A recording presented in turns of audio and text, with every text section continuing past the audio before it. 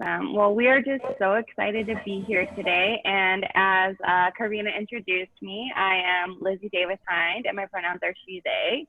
And today I have my coworker here. Do you want to say hi? Hi everyone, I'm Angelina Carrillo. It's so nice to be here today. Thanks for having us. And yeah, as she stated, we both work for Say San Diego, which I can say for myself, it's an organization that I'm very proud to work at. And it is an organization that I've looked at into the community for many years, and I've followed many folks who work there, and I've just heard such positive things. So I'm really honored to not only to be here today with you all, but also to represent Say San Diego. So thank you so much for having us. We're going to talk today about preventing opioid misuse. And as you will see throughout our presentation, I think a lot of times when people think of the opioid epidemic, they think of like East Coast or Midwest. But what we have seen is that this is continuing to be a problem in San Diego, and it has been a problem for a while. That being said, I know that it hasn't got a lot of media attention, being that it's COVID-19 times. So I'm really grateful that we were able to come and speak to you about it today and sort of highlight some of the reasons why this is really important to the communities we live in, right? So can we go to the next slide, Angelina? Thank you so much. So before we get started, we wanted to take a second. Oh, we just introduced ourselves, excuse me. So now I've already done this slide. This is who we are. We're here today, so thank you for having us. As you probably already know, there's an opioid epidemic taking place across the United States. While you may not be able to identify with information about other places in the US, we hope that hearing about opioid misuse happening in San Diego County will resonate with you all. Next slide, please. So let's talk about the background and significance. Okay, opioids are potent pain-relieving prescription drugs with a high potential of being misused. There are certain people who are more likely to engage in opioid misuse. For example, in your region, in San Diego, men of all ages were almost 2 times more likely than women to have an opioid-related discharge from the emergency department. Other people at risk of opioid misuse include those with chronic pain conditions and student athletes. Among young adults, about 43 in every 100,000 emergency department discharges are opioid related. This means that only about 0.04% of young adults are misusing opioids. Okay. Now I'll hand it off to Angelina. Thanks, Lizzie. Okay, so studies actually show that teens and young adults who misuse opioids have been able to find opioids at the medicine cabinet within their own home. So this means that they're finding them from their parents or other adults or even people their age who have been injured and who are prescribed an opioid for their pain relief. However, because there's this belief that just because something is a prescription that it's safer, it's actually even more concerning because youth are using opioids at increasing rates. So this is just a reminder that prescription does not equal safe, and doctors only prescribe a medication to an individual if they believe that it would be okay in their body, and every body is different, so taking someone else's prescription is very dangerous. Okay, so this is just some logistical information, but lots of people tend to use the words opiates and opioids interchangeably, but they're actually quite different. So opioids are an umbrella category name for all types of opioids like natural, semi-synthetic, and synthetic opioids. Opiates, on the other hand, are only the natural occurring opiates that come from the opiate that's shown in the picture. So the opium poppy is grown only in remote regions around the world. And you might be thinking, so how can something that grows from the earth be dangerous? But it's important to keep in mind that natural does not mean safe. And you can think of marijuana, for instance. It also is natural, but people get high from the plant and people can become dependent to the drug. So this is why natural does not mean safe. And there's a whole lot of other examples of naturally occurring substances that are not safe for your body. Like take anthrax, for example. It occurs naturally in the ground, but it's been used in so many different instances to harm people. Okay, Lizzie, go ahead. Thanks. Yeah, we're just gonna keep flip-flopping back and forth, so I hope that doesn't mess you up too much. And I did want to say too, hopefully at the end of our presentation, I believe we had scheduled for 30 minutes, but we're hoping at the end, we hopefully won't take all that time and you can ask us some questions if you have any. So I just wanted to say that too. And if you have questions along the way, feel free to put them in the chat. We're totally open to having a dialogue here. So let's talk about fentanyl. I would love to know, have any of you heard of fentanyl before? Maybe some head nods. Yeah, okay, so some of you have heard of it. It's really dangerous. It's very scary. Fentanyl is more than 100 times more potent than morphine. When people who are dependent on fentanyl can no longer get a prescription refill, it is common that they start looking for pills or for heroin anywhere they can find them. They may take pills from family members or friends or go to a dealer. So you can see in this description here, or in this photo here, the penny and then the amount of fentanyl that is there, the very small amount, and that amount is deadly.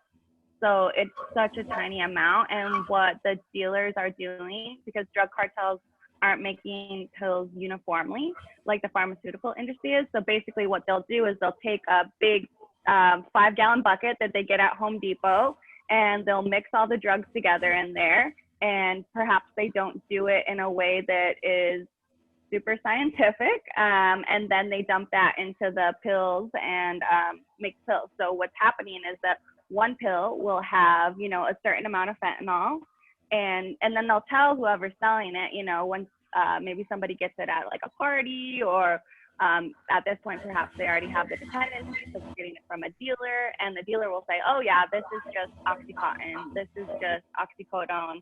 And what's happening is actually fentanyl, and some of the pills have like very, very lethal amounts. And even, we're gonna talk a little bit about Narcan at the end, but even certain doses of Narcan can't bring them back at that point. So it's super dangerous.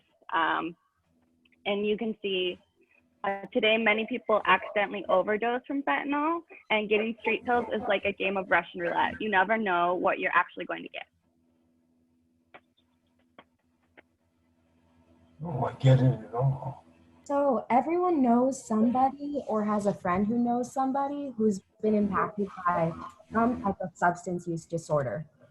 So how many of you know someone personally that has been impacted by this disease?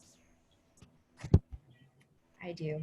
For me, it was my parent. My parent actually passed away a couple years ago from complications from their own substance use disorder, and I miss them dearly every single day. But for so many people, this is the case, and it's really unfortunate that this is happening across the U.S. still. And because of that, it's become a more and more common topic in the media.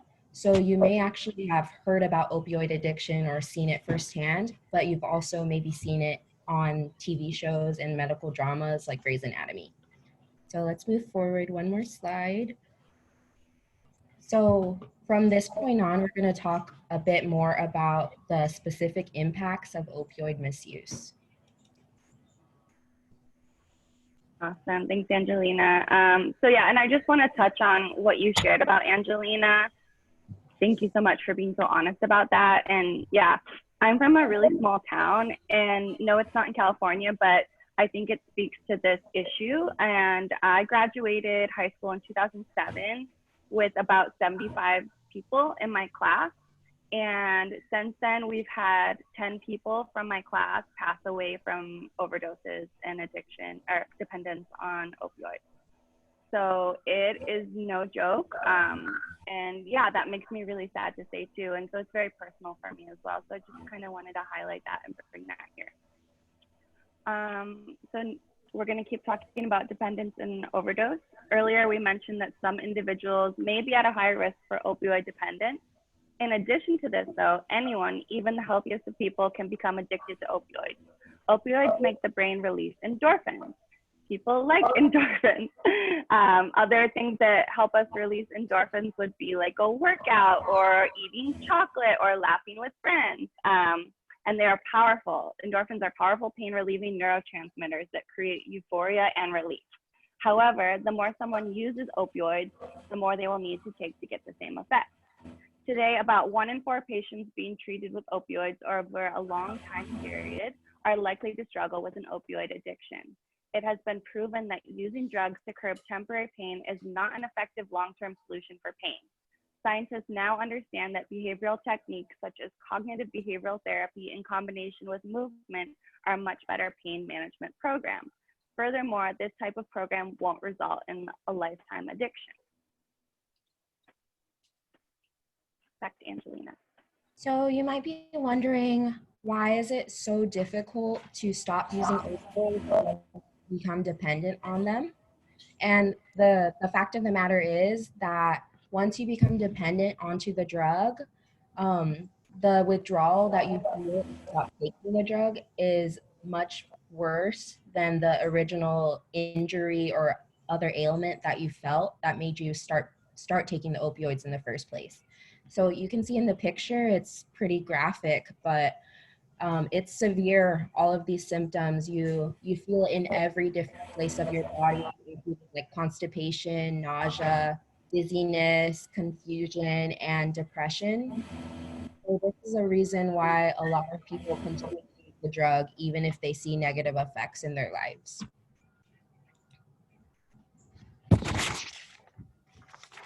Okay. Now let's talk a bit about some other ways that opioid misuse can affect your lives. Thanks, Angelina. Sorry, Karina, you're doing so great at changing the spotlight. I really appreciate you.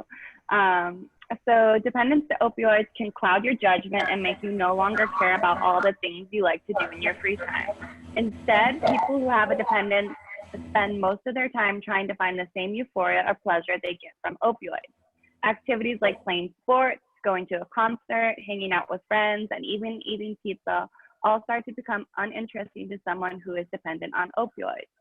In addition to this, there can be serious legal consequences associated with opioid misuse. Many places of employment do drug screening upon hire. Driving under the influence puts others in danger and could lead to legal charges that will affect you the rest of your life.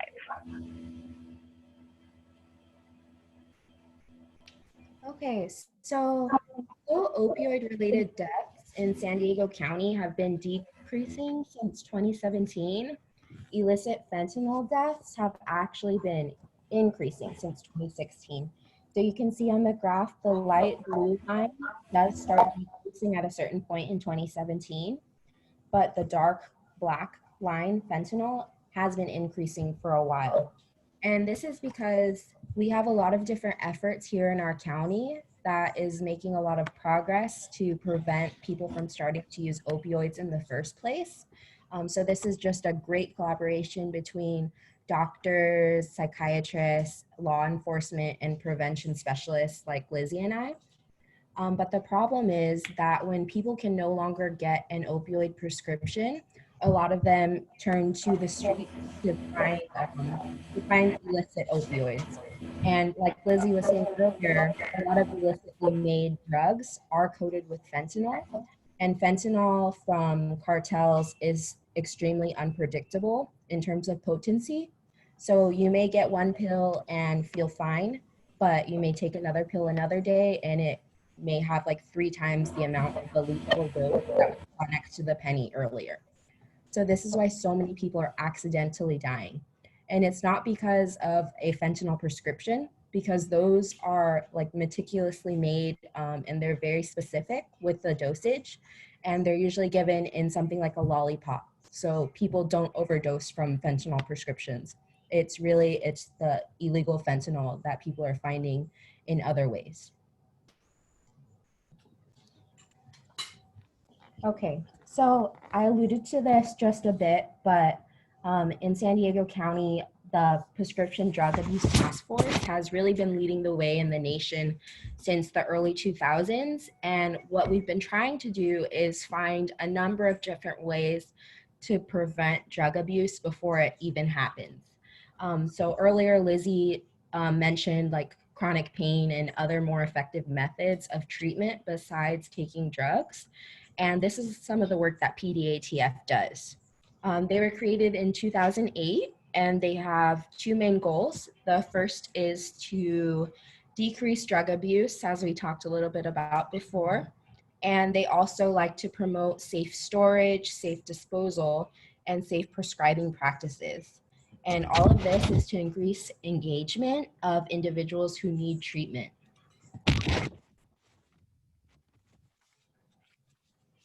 All right, thank you, Angelina.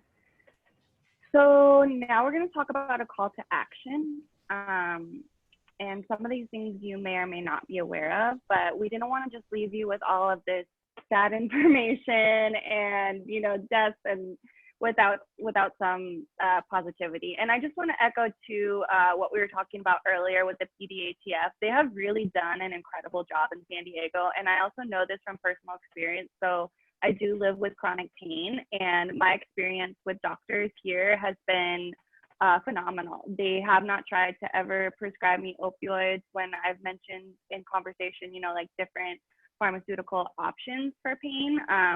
They've explained to me that it doesn't work for chronic pain. And they actually put me through the cognitive behavioral therapy and physical therapy combination class through my healthcare. And it was a 6-week class, and they taught me all kinds of things to manage my pain. So I do want to say, like, from a personal experience, how great that has been. And thank goodness that, you know, I didn't experience this. Well, I'm kind of young, but like, thank goodness I didn't experience it a few generations ago, because I could have absolutely been prescribed opioids and gotten a dependence on them. But let's talk about action. So just adding to what Angelina stated on the previous slide, I want to talk to you all about some more opioid misuse and overdose prevention. One of the first things we can do to protect others from opioid misuse is to safely store our medications. So this is basically, especially with young people, this is how they are getting them a lot of times. And even if you think it's someone who would never go in your pill cabinet, unfortunately, once that dependence takes place, it's really hard, as we talked about. So we have to be very diligent with our medications. If you know someone who takes prescription or illicit opioids, you should carry, it's also really important that you know about how to help someone with an opioid overdose. If you know someone who takes prescription or illicit opioids, you should carry Narcan, also known as naloxone, at all times. Naloxone is a drug that can save someone from dying of an opioid overdose. However, it is super important that you still call 911 after giving them Narcan. The fix is only temporary, and when it wears off, the person will overdose again, especially if they have those high doses of fentanyl. Please share what you learned today with your loved ones. If all of us work together, many lives will be saved. And to add on to that too, there is something called I forgot the name of it, the bystander intervention. Do you remember, Angelina? Yeah, so with bystander intervention techniques, it's really important that you become trained on how to identify if someone is having an overdose because of opioids, and also like how to respond and take action to save their lives. So one of the things that you can do is follow the San Diego People's Opioid Project. And they have a series of different videos that show that basically when someone is overdosing, it looks like they're just sleeping. And that's why a lot of the times people die, because their friends think, oh, they just partied too hard and now they're going to sleep it off, you know? But that's very dangerous. So identifying how someone looks when they're having an overdose, it can look like they have like pale blue lips, they may be sweaty and have shallow breathing, and so on. And if you see any of these different characteristics, it's really important that you can administer Narcan. And Narcan is the drug that Lizzie talked about before. And it's really easy to administer. You don't need any like medical training. It's just a nasal spray, like something you would use for allergies, but this is to reverse an overdose. And so immediately after you put this into the person's nose and squeeze it, they should be able to start breathing again within a few seconds. And while you do that, it's important that you watch them and keep them on their side. So if they do begin to choke or vomit, they don't choke and pass away from that. But after administering Narcan, it's really important that you still call 911. And that's because what Lizzie was saying earlier, you can re-overdose even if you use Narcan on someone. So Narcan is actually very easy to obtain. You can get it at any pharmacy without a prescription. And if you know someone who's taking any kind of opioids, like illicit or legal opioids, it's important to have Narcan in your house. And this organization, they're called anewpath.org. If you visit their website, especially if you're interested in being trained on how to identify an overdose and use Narcan, they'll come out and train you for free. And they do provide dosages of Narcan for each person, and they'll give you 2. And 2 is because sometimes the first dose won't work, but if you do use the second one, it should be fine. And if for some reason the person isn't actually overdosing, there's no negative effects of using Narcan. It's completely safe. But it only works for opioid overdoses. It won't work for alcohol or any other drug. Thanks, Angelina. So I did also want to mention that if I think it's really important to let your family members know, and also to know if someone is overdosing and you take them to the hospital or you call 911, there is this thing called the Good Samaritan law, and you will not be held responsible if for some reason they had illicit drugs on them or someone else's prescription. You would not be held responsible for getting them help, and it's called the Good Samaritan law. So please, please, please communicate that, because that has been a reason sometimes people unfortunately have passed away, because they're with friends or with family members and they're afraid. They're afraid that they're going to get in trouble, something bad is going to happen. And the most important thing is that we try to save that life if it gets to that point. So I just wanted to put that out there. And then also I wanted to let you know that we are on social media. I don't know if y'all are on Instagram, Twitter, and Facebook, but there's our information. We would love to have you follow us. You can always ask us questions on there, and we'll also have our emails up too, so you can absolutely follow up with us then. But I just wanted to give a shout out for our social media. Hopefully you will follow us. Okay, well, before we finish up, Lizzie and I, we just wanted to say thank you so much for having us here today. We really appreciate the opportunity to come speak with y'all. And at this point, we can take any questions that y'all have. Thank you, Angelina, and thank you, Lizzie. Any questions from the group? I have a question. Raise your hand if you can raise it electronically. I have a question. Okay. Isn't it correct that the rate of overdoses has doubled approximately every 3 to 4 years for about the past 20 years? Are you speaking about? Oh, sorry. Go ahead, Lizzie. No, it's okay, Angelina. You can go. Okay. So I was just gonna say, I personally have only studied the data within the last 10 years. So that graph that I did show shows that overdoses overall have been actually decreasing, but fentanyl specifically has been increasing for a while, and that's because people aren't able to get prescription opioids as easily anymore. Does that make sense? Yeah, and that statistic may be true for the country nationwide. All of the data that we provided is specific to San Diego. So perhaps, Douglas, that was what you were thinking about. Ryan, do you have a question? Yeah, I had a quick question in regards to something that Lizzie said. You mentioned that there's kind of like a hold harmless agreement if you bring someone into the hospital who's having an overdose. Does that hold harmless, or whatever you called it, does that hold true for the patient as well? Like they're carrying someone's illicit drug on them, wouldn't they be prosecuted for that? Yes. So the Good Samaritan law, yeah, it doesn't apply for the patient.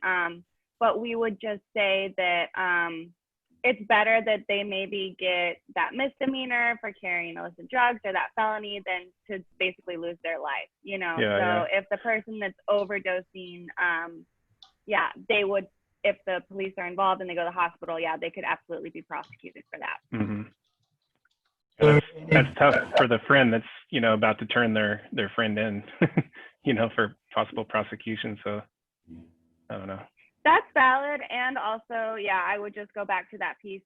They, like, you know, we work with a family in San Diego, and their son actually was overdosing. He struggled with dependence for many years, and he was an athlete. That's how he first got into opioids, was because he got a prescription after he was injured. He was, you know, literally like the most popular guy in high school, and he was overdosing as like years went by with addiction and dependence, and his friends didn't want to bring him to the hospital.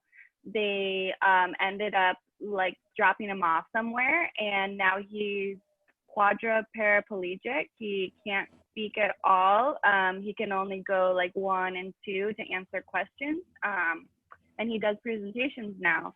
But yeah, I would just say, you know, what's worse, you know, your friend getting like prosecuted or losing their ability to function in the world, or death, you know? And that's what we're seeing. And I'm not trying to do scare tactics, but that's what we're seeing. It's really quite sad.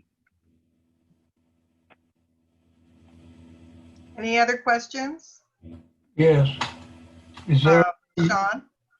yeah, is there any particular income group that is more vulnerable? That's a really good question, and I do not know the answer to that, but I would be happy to email you after I take a look at the data, because San Diego County does do like a really nice way of tracking all of the data, and I should be able to actually look by income as well. Yeah, that's a great question. I want to know too. So thank you. If you don't mind maybe putting your email in the chat, I can reach out to you today after I find the answer for you. Or we can email Karina too, and she can share it if that works. Jeff, do you have any comments, or do you want to say anything?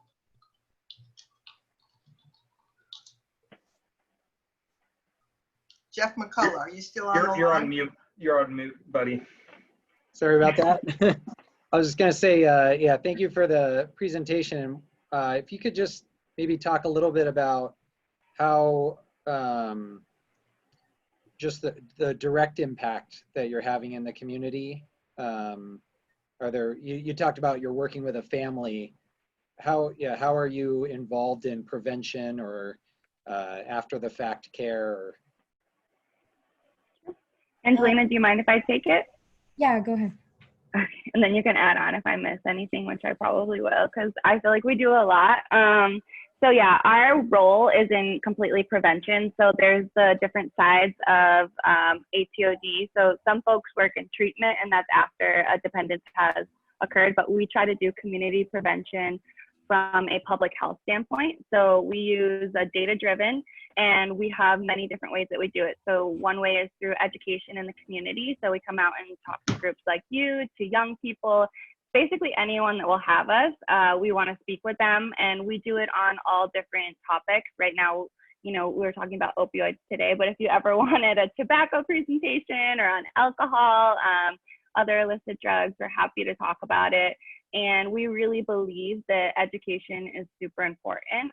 We also have the coalition group. So we coordinate and work with other nonprofits in the community. We work with businesses, we work with law enforcement, and we partner with them in our coalition. And we also attend various coalition meetings like the Meth Strike Force, the Prescription Drug Abuse Task Force, which is really hard to say. So we're in those groups. And then also we work with youth groups. So that is my role in the ATOD team, which is alcohol, tobacco, and other drugs. And I'm a community organizer. So I not only do presentations, I am the advisor for 2 clubs. And you can see these actually in the pictures, and I'm like super proud of them. So I work with high schoolers, and basically we teach them how to be peer advocates and how to speak to officials, elected officials, about policy changes, and how to go on the news and speak about these things, and basically encourage their friends, like, hey, you don't have to do these drugs right now, like you don't have to live this way. And I think that is one of the best ways, because we know that people are much more likely to develop dependence if they start using any substances before the age of 25.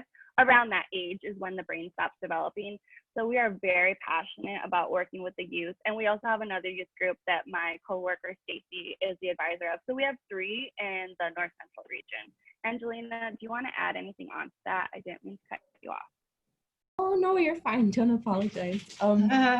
The only other thing that I would like to add is that because of COVID, our outreach is mostly online now. So things look a bit different. But one of the things that Lizzie and I have been doing that we're super excited about is we've been making pre-recorded webisodes. So they're like PowerPoints, but they have voiceovers and they advance automatically. So they're kind of like educational videos.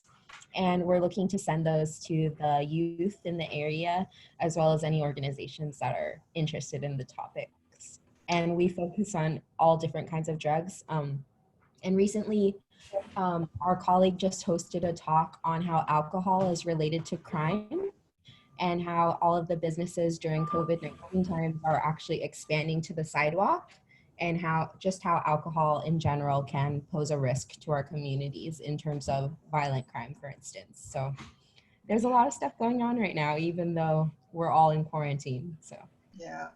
We have one more question, and then we're going to go back to our regular meeting. Gary, what can you give us your question? Sure. So Narcan is probably about 40 years old, meaning that I was working in emergency rooms. It came out and we were using it. It was injectable, and we primarily used it for heroin. But I'm curious about what do you know what the shelf life or expiration period is for Narcan? How long can it be held before it has to be traded in? Because if you're being provided that out in the field, I was wondering what kind of period does it last for? Lizzie, do you know the answer to this? I know that the Narcan that I was provided after I went to the training that Angelina mentioned, it has an expiration date on it.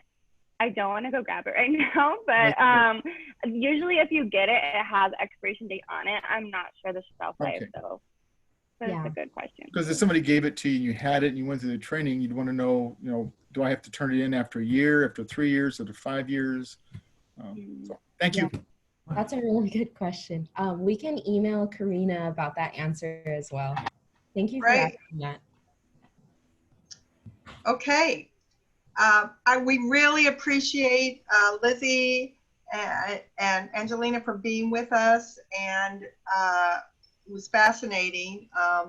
If you stay on, people can use the chat if more questions come to mind. That would be wonderful.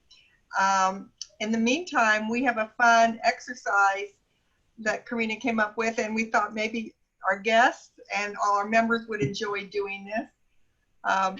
So we want you to now let us know, what is your favorite quarantine snack? Who would like to go first? I'm going to start it off because I have the honor of making these, so I put in mine so everyone can get a visual of my favorite snacks. So Trader Joe's is a weakness of mine. These Thai chili lime cashews, you'll eat the whole bag in one sitting. If you're looking for a savory, like tasty dessert treat, the mochi, and I got an air fryer, and I literally put everything in my air fryer. So that's what I've been up to with my, lots of at-home eating. So let's see. Joe, what about you? I think we can't hear you. Well, it says it. No, I can hear you now. Okay. I'm eating a lot of fried egg sandwiches. Little sourdough, little olive oil, little pepper jack cheese, and a fried egg. It's fantastic. So I'm going to come over to your house for breakfast then. That's dinner. I thought we were All talking right, who's snack. next? Oh yeah, well, that's what I've been fixing a lot of. All right, Glenn, what about you? Well, for a snack, we found these giant olives at Costco that are stuffed with jalapenos and garlic. Just for a quick snack, that's what I would grab. They're delicious. I can't believe it. Go for it, Lauren. Well, since Glenn mentioned Costco, I have a thing for Costco, and they have these big things of pub mix. Have you ever seen them? And they're yeah, man, I really love pub mix. And it wasn't enough just to get a giant vat of it from Costco. Then I started adding nuts and other nonsense. Now I think I should get your jalapeno things from Trader Joe's and put those in there too. And it's just gotten very sodium filled. And that's why I'm only on Zoom meetings from about here up, because it's tough times. But it's delicious, everyone. Check it out. Costco. John, what are you eating out in Prescott? Well, I do favor the Trader Joe's peanut butter pretzels in the big jar. Those are good. Yeah, I love them. Brian, what's your family munching on? A lot of oil and vinegar chips. Anything oil and vinegar chips. Pringles has a good one, and I think Lay's has a pretty good one too. But that's we've been eating a lot of those.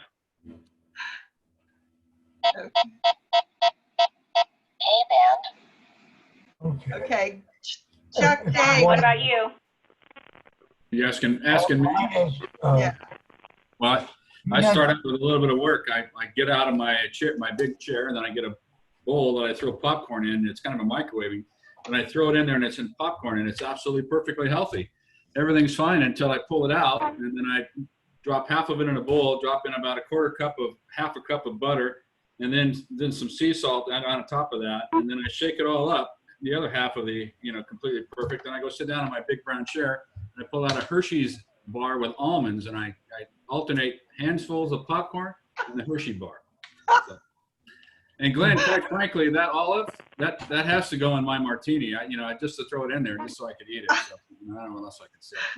You can sort of incorporate everybody's snack, right? Yeah, and Absolutely. You should be stopping by because I have 7 kinds of bourbon that I bought. One time when Paula went by I just started loading up on bourbon, and I still have lots of it, so I haven't drank it all yet. My kids bought me a small, like a 2-liter oak barrel. I've been aging various alcohols in it. Unfortunately, I only have like 2 drinks a week, so I can't consume it all. I can't drink right over. I agree. That's too bad. Popcorn and Hershey bars. If you tried the good old standard peanut butter jelly, the jelly has to be marmalade. The peanut butter has to be crunchy and natural. And the bread has to be whole wheat. And it has to be chased down by Coors Banquet. Now, remember this. I never liked Coors. Coors Banquet with a peanut butter. Came out with Banquet. It has to be Coors Banquet. Somehow it has flavor, the consistency, almost of Bavarian beer. So that's my contribution. Anybody else want to talk about what their favorite snack is right now? Nature Valley bars. What? Nature Valley bars. Nature Valley bars. That's not a guilty pleasure. That's a healthy pleasure. Good for you. I'll just jump in and second Karina on the Thai lime and chili cashews. Hers looked like a full bag. As you can tell, I've been more aggressive in eating here. You've been at it. I like those wasabi almonds that I get at the store, but maybe I'll try those Thai lime and chili items. That sounds good. Okay. Okay, when this pandemic is over, we all have to get together and bring our favorite snacks. Yeah, potluck of and the martinis. And martinis. That's a happy hour. It sounds like they're pretty much the same snacks, right? Salt and alcohol and some chocolate. It's pretty much what, other than Sean who threw it in a PB&J just to keep it all down. I think it's good. I'm a fan. I'll go for the occasional martini, but it has to be made just so that it's smooth, delicious, and goes down. How did we get on snacks to martinis? I don't know how we got here, you guys. I mean, I didn't say your favorite alcoholic beverage, and all of a sudden we're talking about bourbon and martinis. I mean, let's. Isn't this being recorded, Karina? This is on Facebook. It is. It's on Facebook right now, you guys. So it's just poor taste. They missed the last trivia quiz where we learned that the what is it? The U.S. spirit, the national U.S. spirit is what? Who knows the answer to that? Bourbon. Bourbon. Used to be bourbon. Hey, so I've got a snack that I shouldn't tell anybody about. What is it? Well, you'll rush down to get it. It's a Tillamook mudslide ice cream sandwiches. From where? Sold out. And they're really good. They're totally addictive. Where do you get them? I think you get them at Sprouts.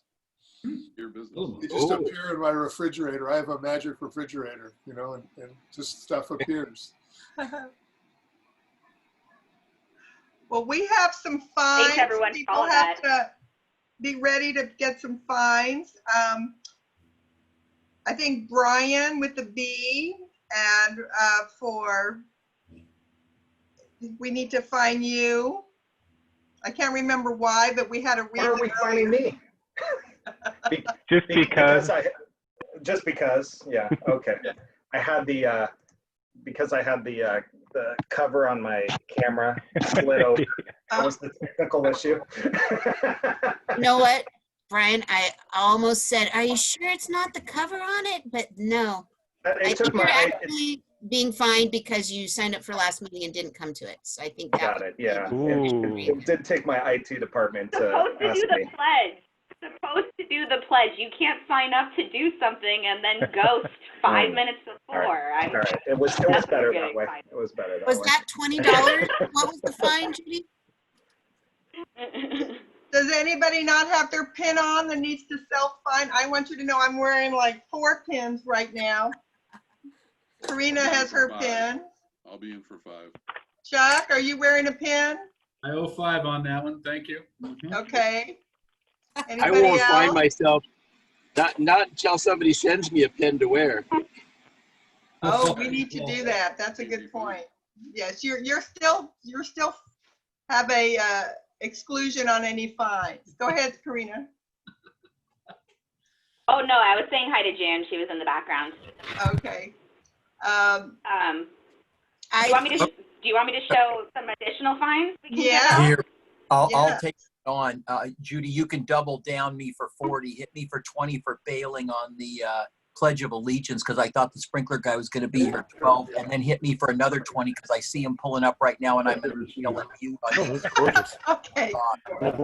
Okay, Gordon, we got you down for 20 times 2. Now we need to find both Steve and Ryan with an R because Steve got engaged and didn't tell us. Oh, wow, that's wow. He's on the phone apparently, so we can like really find him because your buddy's not here, so we'll get him later. We can just hit up RC for now. Is Ryan still on? Yeah, I'm here. Yeah, I was just putting my pin on. You see there? You had too much fun. That's right. Yeah, I went out of town last week with the family. We drove up to Mammoth, and this is a picture here of the 2 kids at Convict Lake. We rented a pontoon boat there for a day and didn't catch any fish, I don't think, on that lake, but we did catch fish over the weekend, and that's a really beautiful lake just to go up to, and you can have lunch at the Convict Lake Resort up there or rent one of these boats, or you can hike around this whole lake too. It's not that big, but the sights are really beautiful. Looks like it was a gorgeous. How long were you there? We were there Sunday through Thursday. Just until you get a pair of those. Yep. And they have all kinds of summer activities going right now. People are doing a pretty good job with their mask wearing and social distancing, but there are quite a few people touristing up there, so you got to be ready for that. But you can rent bikes. We rented e-bikes one day and had a good time on the mountain. And what else did we do? We went to the hot springs, a couple things like that. It was fun. Okay, so do you feel like it deserves a fine? Yeah, it deserves a fine. I was going to bring it up actually. I've got a couple of announcements to make, but so you took that part of my fine away, and when we're ready for Bill's bucks, I'll kick in a few dollars more. But that's worth $5 right there, Lauren. Okay. Anybody else that we need to fine, or should we move right on to Bill's bucks and let Ryan continue? Yes. Okay. Well, Mike Mike, $5 for tardiness. Thank you. Thank you. So Lauren, I'll go another $5. I've got two big announcements to make. The first and most important, I think, is it's dues time. So Lauren, I know, has been hard at work sending out hard copies of dues out to everybody's house. So you should be receiving that that information in your mailbox in the next couple of days, and then we'll also follow that up with an email announcement to all of you. Dues are due no later than mid-September, but hopefully you'll receive the information before that and get right on re-upping your dues for next year. Because you didn't use the U.S. Postal Service, right? I mean, if we want to get this in. Yeah. I mailed it 2 weeks ago, and no one's gotten it yet, but yeah, I haven't gotten mine yet. I'm very hopeful. So no, I didn't mail it 2 weeks ago, but I did Okay. this week. I got So those are mine, coming. and Okay. Susan today got hers, and Susan was so complimentary about how easy this was to follow. Oh, She good. wants to let you and Lauren both know that she appreciates this new approach. She thinks it's Well, really that's all on Lauren. So Lauren, great job with that. But yeah, just want to encourage everybody to do that by mid-September, because we need to pay for your international dues right around October 1st. So we don't want to come out of pocket and then not receive your dues. So would appreciate everybody getting on that as soon as you can. And then the second announcement is we've got a beach cleanup, your environmental services. It's not committee anymore, is it, Karina? It's committee, team, whatever you want to call it, group of people that care about the environment. The environment. So Claire is going to be out there. I know Mike and his family are going to come, and we've got a group from the Point Loma High Tech High School. Their environmental committee is going to join us too. So we should have a bunch of high school kids that are dedicated to the environment. We're going to do a beach cleanup this Saturday morning, 9 a.m. at it's called South Mission Jetty. It's where everybody plays volleyball down there in South Mission. So you park in that parking lot. We'll have a big tent set up, and we'll have coffee and what are those things that Claire brings? Rickaroons. Rickaroons. We'll have those out there too. So it'll be fun. Bring your face mask, bring whatever you need to pick up trash along the beach. We'll have bags and things like that, but it'll be a fun hour or two. I think we go from 9 till 11, so we'll be out there. Hope you guys can make it. Thanks, Ryan. Any other happy bucks? Carl? Yeah, I've got $5 for Chuck Day doing such a great job on KUSI TV earlier this week. But talking about the Ronald McDonald House, he did a great job. Well, thank you, Carl. I appreciate that. I apologize for missing you, so I'll pay a little bit extra there. I'll throw in 20 for that, and also thank the Kiwanis group, Kiwanis of all San Diego. We did a Kiwanis Family Friday event a couple of weeks ago on the August 8th, where we put out a family fun pack, and the Kiwanis, and we just want to recognize and thank Kiwanis for all the support you all give us here at the house. But Carl, I appreciate that. Zoom media calls are strange things. You know, you try to somehow sound like you know what you're talking about and not look like not too much like a dummy, but did my best. But thank you. Did good. I got 20 plus the 5, Lauren. Yeah. Well, I have some happy dollars. I went to Colorado, and I think I mentioned it earlier, but We had a great time, and it was very COVID friendly in the sense that everybody was wearing masks and we felt really safe. So I'll put in 20 for that. I have an announcement. It's more informational than fine-worthy. Doug, your mic's a little low. Can you? I'll lean in a little bit. They're all fine worthy, Doug. Well, I'm always fine-worthy. The district convention was conducted over the weekend. We have a new governor-elect for the 2021-2022 year. It's Margot Dutton.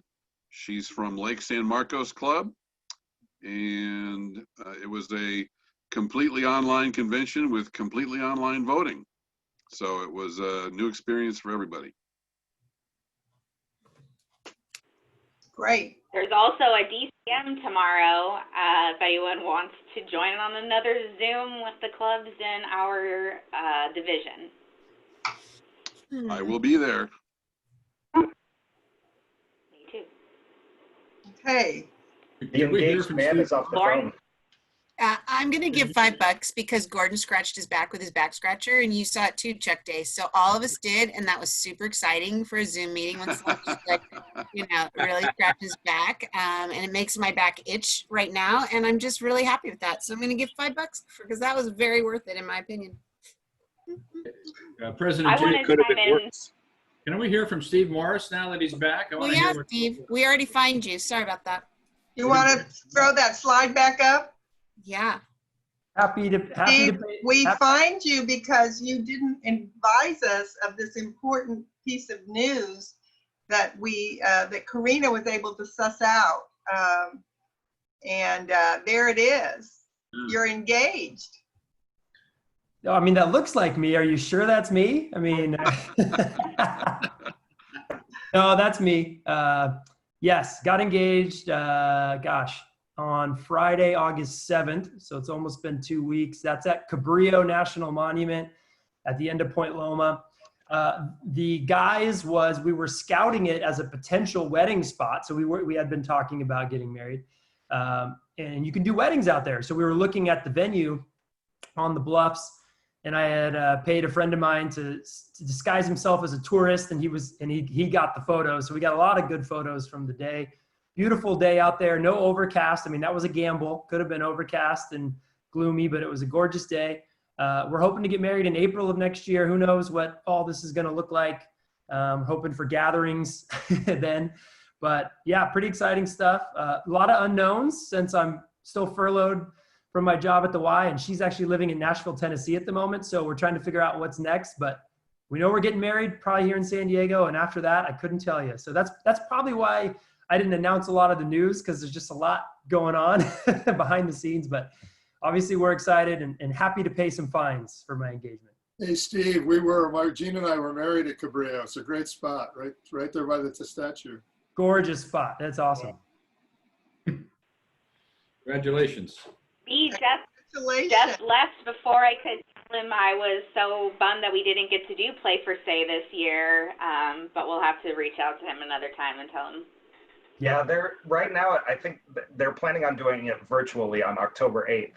So I think it's going to be similar to some of the games that you've hosted for the club, Karina. I promise I won't share your name to give them all kinds of great ideas, but October 8th, I'll send out to the group when we get more info about it. Okay. Do we want to go to our Throwback Tuesday, or any more happy bucks? Unmute. Oh, yeah, this is a sad dollar. Anybody remember on the call, remember John Pernicano? I'm sure most of you have been to a Pernicano restaurant. Well, he was a longtime Kiwanian, and he passed away at the end of July. And we got a call from a reporter who wanted to know a little bit more about John, because he was known to be a very strong, committed person in the Pacific Beach Kiwanis Club. And Mark McDonald had a lot of experience with him, and he had a wonderful quote about John, that he used to come to the downtown club, and that he would bring his accordion and tuba player and play music. And it just was a really nice moment to realize the people in our Kiwanis Club and in other clubs throughout the region have really played a strong, important role in making San Diego what it is today. And I just wanted to bring that to everybody's attention, that we lost a very fine San Diegan, a leader of the community, and a very committed Kiwanian. So moving on.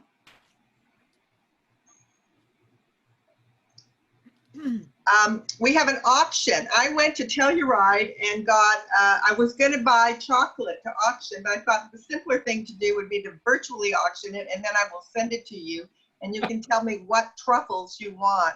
It's a $27 value, and it has 7 amazing truffles in it, and we can collaborate on the flavors you want. So who would like to open the bidding? 20 bucks. Okay, Lauren, $20. Do I hear 25? 25. Truffles from Doug. 25 from Frost. 25. 30, Mike. Mike Boland at 30. Maybe everyone should just reveal their interest level. Okay, 35 for sure. That would be great. Lauren, 35. Question, when can you get the Telluride truffles to me? I will order it online and it will probably depart tomorrow. Okay, yeah, because it's for special for the 28th, so I'm sure there's plenty of time. So does that 40. mean you're going to beat Lauren's bid of 35? Yeah, sorry, the mute, 40. 40 for Mike. Wow, good.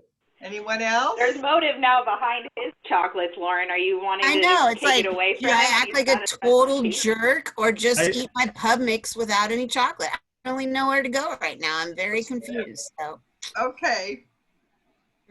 Going once. Going twice. Going sold to Mike Boland for $40. Yay. Okay. Christy will be happy. She turns 29 again on the Okay. 28th. So. All right. Let's see. Upcoming events. Who wants to go? Well, a really important one. Let me step up here. We have a save the date on our next first meeting in September. The second to the last meeting that I will chair as president. And we have an amazing speaker. We have Mayor Faulkner, who will be here via Zoom. We would love to have a huge turnout. Please mark your calendars. Please invite your friends. And please plan to bring questions. Send them to us now if you can so that we can start working on this. Carl, would you like to say anything extra? Well, I just heard from the mayor's office actually about an hour or two ago, 12:30 actually, and 11:30, sorry. And they're wanting to know if the celebration is still going forward at 12:30 and in person. So you want to do it in person? We've got somebody who's game. He wants us to do it in person? No, they're asking. No, they'll do it any way we want to do it. But Can we give them a surprise community service award? That's okay, isn't it? Because we have one on order. oh, I don't see. That's great. No, that'd be good. We'd like to go down and do it in person and then have that maybe. Yeah, we can get a couple of people to go down and do a grip and grin, and then he can come to the meeting. I don't think we're allowed to grip or grin because you can't. Probably not. An elbow bump. And this grin. sounds like a planning session. Any more info, guys? Before we get to the next one? I think for technical details, I should probably turn over the email to, to Judy and Karina and Lauren and let you guys grab it from there. Okay. But we really think it's going to be a wonderful meeting, and we really want our club to be well represented on September 1st. Are we inviting any of the other clubs? We will be. We'll be doing it at the DCM tomorrow. Yeah, I invited the clubs at the Division 31 DCM. Okay, good. Also, everyone, just so you know, we do have a Kiwanis Facebook page, and if you go to the events on the side, you can go, and the luncheon is live, And so you can click on it and you can say that you're going, and then you can also share it. And so I would highly recommend if everyone can just do this so that we can gain some internet following and really try and recruit some people to attend. So if anyone has issues sharing, just reach out to me and I can help, but it is live. At least say you're going and share it if you can. Let me see what's next, Judy. Oh, yeah. So thank you to everyone who played last Tuesday. Steve Morris was there to keep me on my toes and call me out for my content and my mathematics skills, which I've realized moving forward there will be a game score, and I figured out how to do it so that that person can still participate in the game but not rely on my mathematical skills, which I do acknowledge are a weakness. And yes, Steve, I know you're very excited about that. We're changing it to Thursday night. We're going to see if maybe people are more inclined to get wild and have a Thirsty Thursday with us. So we're going to try it on September 10th. We're going to keep the 5:30, but I'm actually going to change it from 5:30 to 6. It's just going to be a social roundabout, get everybody ready, try and pick some teams, do a little bit of that, and then we'll start the game at 6, just because I know starting at 5:30 can be a little difficult for people. So make sure to register online. I do have some very good content. I was waiting for Doug Frost, who bailed out again last month, but it is ready to go. So September 10th, make sure you join us.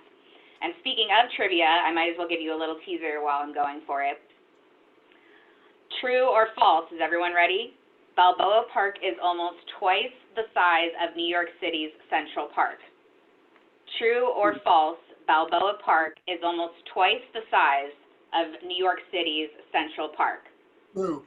Who's got an False. answer? True? True. Saying We're got false. 50-50. False. False? True? Doug, what are you saying? False? Oh, well, it's true. Wow. By close to double the acreage, the Manhattan Park plot is 842. Balboa is, I thought that's had the exact amount, but it is in fact double the size. So fun fact for everybody today. And while we're speaking about Balboa Park, the Japanese Friendship Garden in Balboa Park was founded as a gesture of friendship between San Diego and which Japanese sister city? Does anyone know the city in Japan that we have a sister relationship with for the Japanese Friendship Garden? I should, because I've walked by that plaque a million times. That is correct. Carl Nettleton, way to go. It is Yokohama, which if anyone hasn't been to the Japanese Friendship Garden, highly recommend it, especially during cherry blossom season. It's truly amazing to see. That's it for me, Judy. Okay. So I think that that's the end of our meeting. We are a little bit early, but it's been a jam-packed meeting. And so unless anybody else has anything for the good of the order, I'm going to adjourn this meeting. And Mike, will you stay on the line? Are you still on the line, Mike? And if not, I'll call you. We'll work on your troubles. Ding, ding, ding. Meeting adjourned. Thanks, Judy. Yes, I'm here. Okay. Okay, maybe what I should do is share the website so that you can tell me what you want. You know what? Let me call you back. This is really rubbing it in my face, guys. It's very difficult. I'm going to have to get off because it's just too much right now. We should leave Gordon's on and I'll put just our faces. So when he comes back, he thinks the meeting's still going. Or we could play it. I love a good prank. Let's think about this one, guys, on how to do that.